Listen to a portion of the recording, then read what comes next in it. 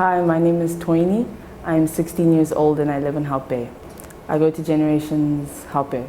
Okay, I had a girl, her name is Charlene. She wanted to cross the river to go visit her cousin, but her mom wouldn't let her because it was dangerous to swim across. So she wanted something that could get her across the river without having to swim. Okay, so I created like a jet. I call it the go-go jet. It basically it doesn't really fly, but it kind of like hovers over because flying would be dangerous. And basically it just transports people from one place to another in a very fast way, in a very safe way.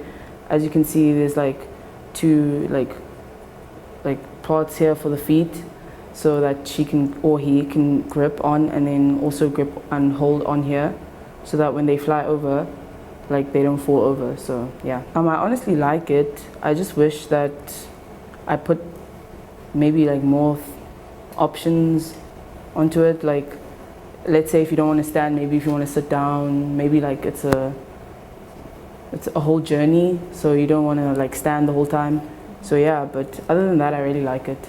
Everything.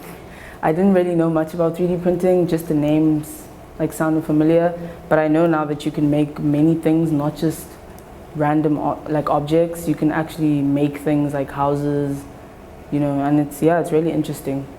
I think meeting the girls, like that was enjoyable. I liked them a lot, like coming from different places, and also like the whole internet thing, like going on Tinkercad and making our own things. Like not all of us have access to internet at home, so it was nice to just have the space to create things using the internet. Okay, the workshop was held at American Corner. The space is amazing. Everyone here is so nice. Everyone like is helpful.